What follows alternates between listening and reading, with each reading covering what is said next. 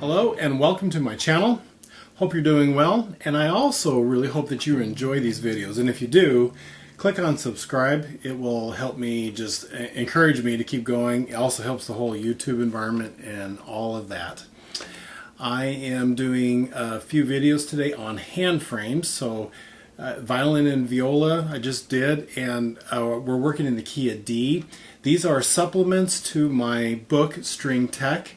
And if you don't have that, I encourage you to get that. It'll help you. And there's in the show notes, you'll be able to go to Conway Publications. There's a link there, and you can actually get the book. This is going to be on cello. I'm going to stick to D major and go through that. And the violin and viola I grouped together because they think the same in terms of shapes of their hand. Call these hand frames. Cello's unique. It's different than all the others, and bass is unique, different than all the others. I'll do another video on that one. So this one's cello. Hand frames. Why the term hand frames? In the literature, people will call it finger patterns, hand shapes. There's lots of ways of going through this. I like calling them hand frames because I like to relate it to this idea that when you see the frame of a bicycle, you know it's going to be a bicycle even though it's not complete. Same thing of a truck or a tractor trailer or whatever. When you look at that, you're like, oh, that's a VW bug. I can just kind of tell, right? From the frame, and only from the frame. It doesn't have to be filled out.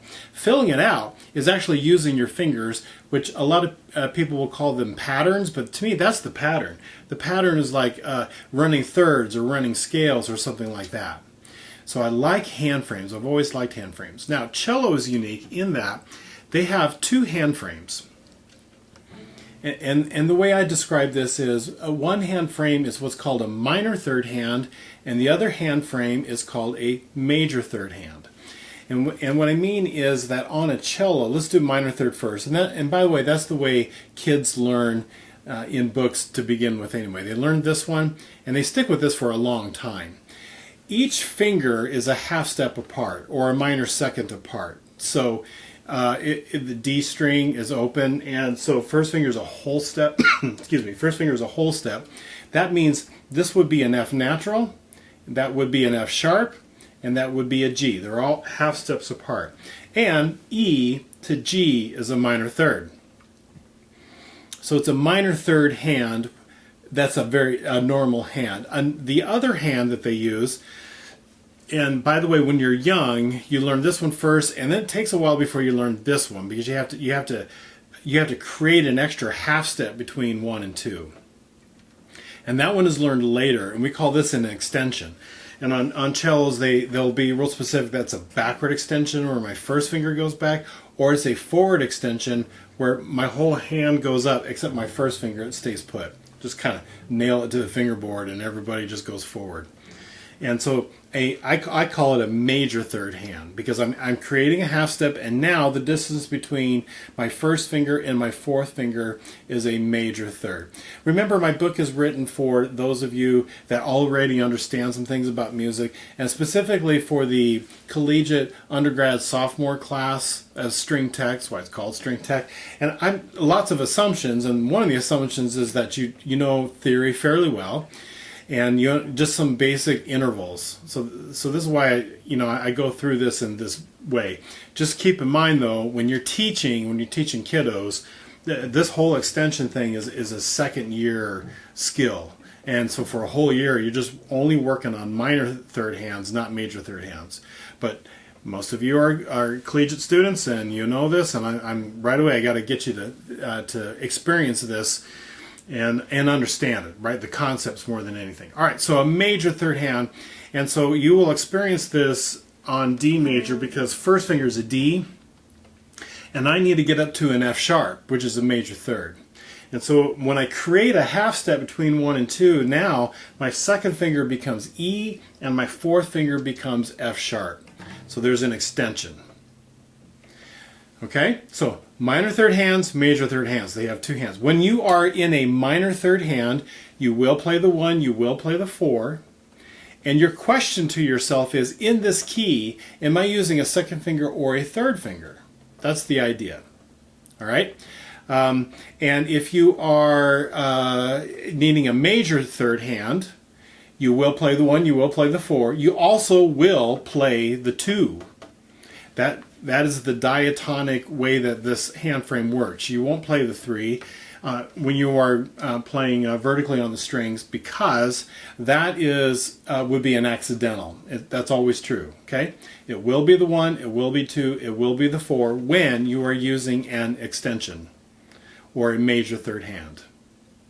All right, so let's put this into the key of D major. So the way I explain this is that hand frames are dictated to us based on, so look over here, I forget which way, but look over here, you'll see the D major for cello. This is the hand frame, and I ask students to fill it out. If you haven't done that yet, go ahead and fill that out in the book, because the book's also a workbook. And this is how you're going to wrap your brain around hand frames for cello. By the way, notice that the C is blacked out. Why? Because you are not supposed to play C sharps. Sorry, you are not supposed to play open Cs in the key of D major. You have to play C sharp. Well, you don't have to play it. You can play an open C, but you're going to be playing a wrong note, and it makes me grumpy. D major, Cs are C sharps. You actually have to put your finger down for C sharp, right? And then you go to D. So on the C string, I want you to notice it's got those right away. So the C is blacked out. C sharp is the first note you should play in the key of D. That's going to be played with your first finger.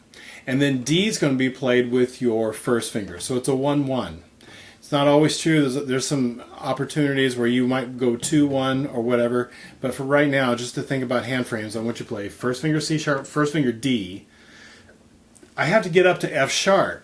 So my next note is going to be E, and it has to be done with my second finger. That's an extension, it's a forward extension. Then I got fourth finger F sharp. And then G is open, first finger A, second finger B, fourth finger C sharp. Open D, E. Now check this out. The third away from the E is going to be a G natural. That's a minor third, and I can take what I was doing these extensions and boom, bring it back to a minor third hand. Some people like to, and I've said this many times too, that's the normal hand. That's not true. It's very normal to do extensions. All right? It just happens to be the first one that kids learn. I think that kids think of it as the normal hand. I try to steer them away from it because extensions are real. You really need to learn them. And even though you learn them later, you need to learn them. So this is why I like to call it major third hand, minor third hand. So minor third hand, E, F sharp, third finger G. Remember what I said?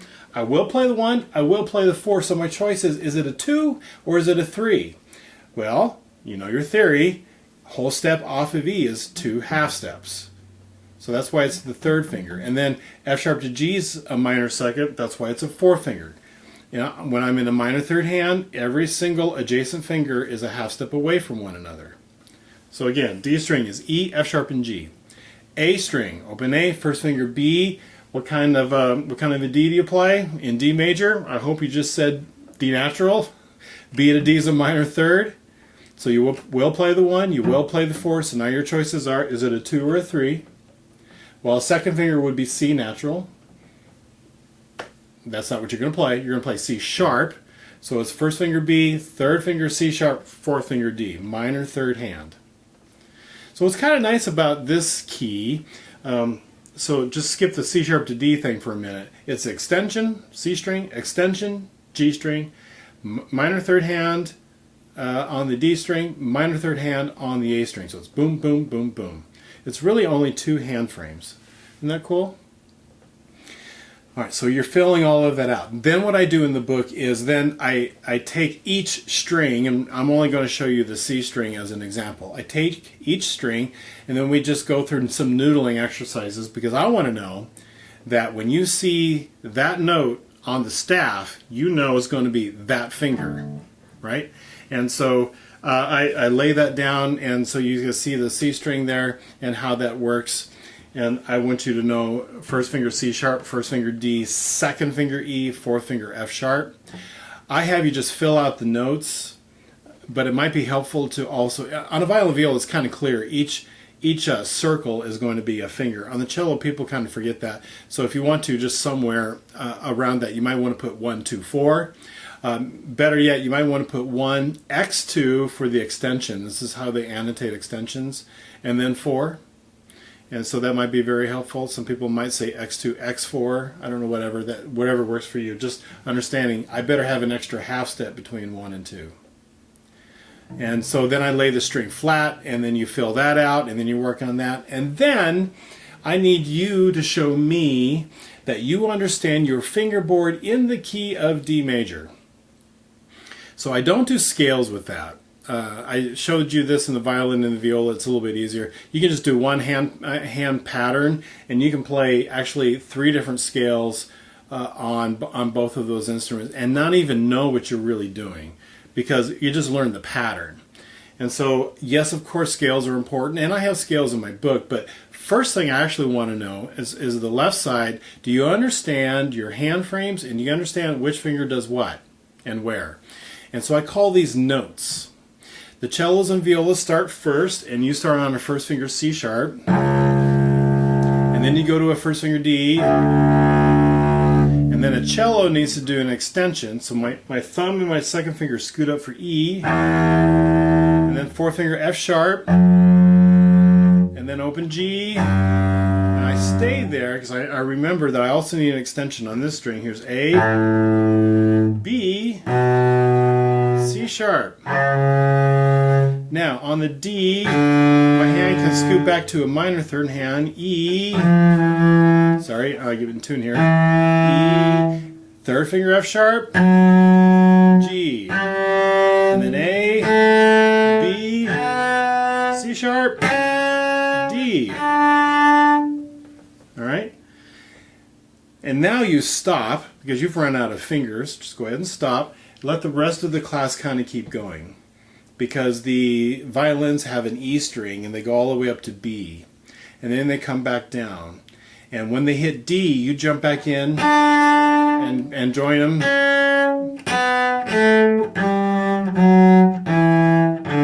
Extension. Extension.